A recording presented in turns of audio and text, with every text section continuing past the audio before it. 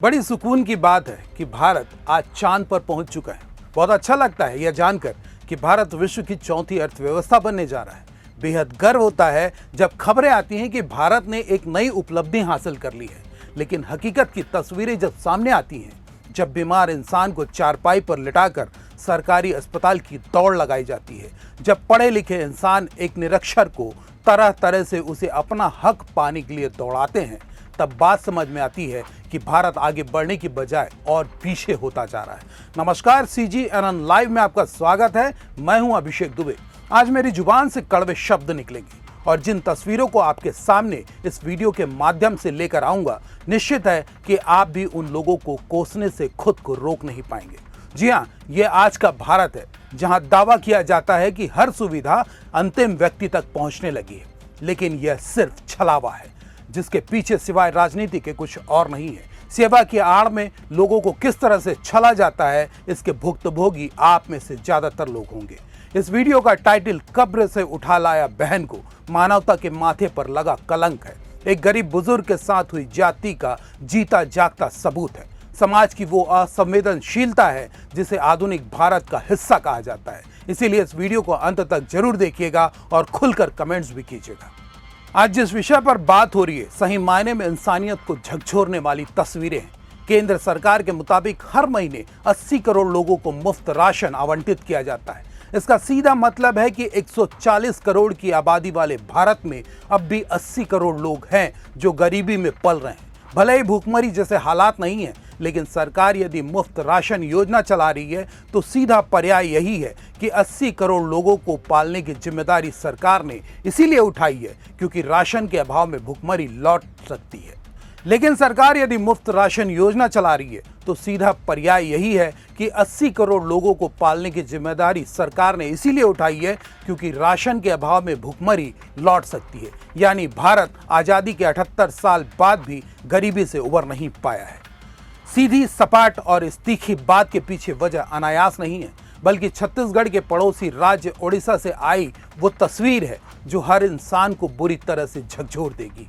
एक बुजुर्ग इंसान जीतू मुंडा एक आदिवासी है। इस शख्स को ना तो अक्षर का ज्ञान है और ना ही पढ़े लिखे लोगों की बातों की समझ। इसकी बड़ी बहन थी कालरा मुंडा, जिसने 26 जनवरी 2026 को आखिरी सांस ली। इससे पहले उसने अपने छोटे भाई जीतू को बताया था कि ग्रामीण बैंक के खाते में करीब 20,000 रुपये जमा है।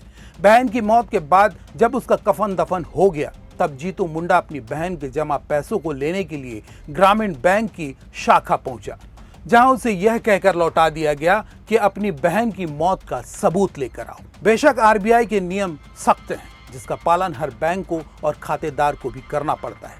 कालरा ने अपना कोई नॉमिनी नहीं रखा था, तो स्वाभाविक तौर पर बैंक किसी को भी महज हाथ बढ़ाने मात्र से किसी का भी पैसा नहीं दे सकता। लेकिन यहाँ नियमों की समझ से परे एक गरीब इंसान खड़ा था जिसकी सही मायने में मदद की जानी चाहिए थी। वह अनपढ़ है, उसे नहीं पता कि बैंकिंग प्रणाली कैसे काम करती है, तो उसे उतना सहयोग किया जाना चाहिए जिससे उसका काम आसान हो जाता। लेकिन नहीं, उस गरीब को सबूत लाने के लिए दौड़ाया गया। भले ही वह अपनी बहन के खाते का नॉमिनी नहीं था, पैसे उसकी बहन के थे, लेकिन उन पैसों का कोई हकदार भी नहीं था। ऐसे में भाई होने के नाते अपनी गरीबी में उन पैसों का उपयोग करने का अधिकार जीतू का तो बनता है। अब जब बैंक वालों ने सबूत मांग ही लिया और जीतू को कुछ समझ नहीं आया, तो वह अपनी बहन के कब्र पर गया, जिसे उसने 3 महीना पहले दफन कर दिया था। उसे खोदने के पीछे पसीना बहाया और फिर कब्र से बहन के कंकाल को एक बोरी में भरकर पैदल एक बार फिर ग्रामीण बैंक की दहलीज चढ़ा और बैंक मैनेजर को दिखाया, यह मेरी बहन थी जो अब कंकाल बन चुकी है। कब्र से निकालकर अपनी बहन को एक बोरी में बांधकर जीतू पैदल ही एक लंबी दूरी तय कर बैंक पहुंचा।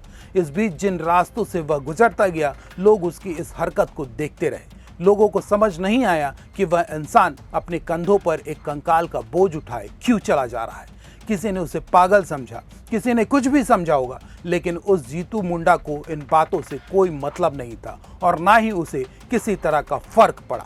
अपनी बहन की मौत का सबूत लाने कहने पर जब वह कंकाल सहित बैंक पहुंचा तो वहां हड़कंप मचना स्वाभाविक था, जिसके बाद तत्काल जिला और पुलिस प्रशासन हरकत में आई। इसके बाद बैंक मैनेजर को भी अपनी गलती का एहसास हुआ और अब जीतू मुंडा को प्रशासनिक स्तर पर मदद की जाने की बात सामने आ रही है, जो उस निरक्षर आदिवासी के लिए बड़ी राहत का विषय है।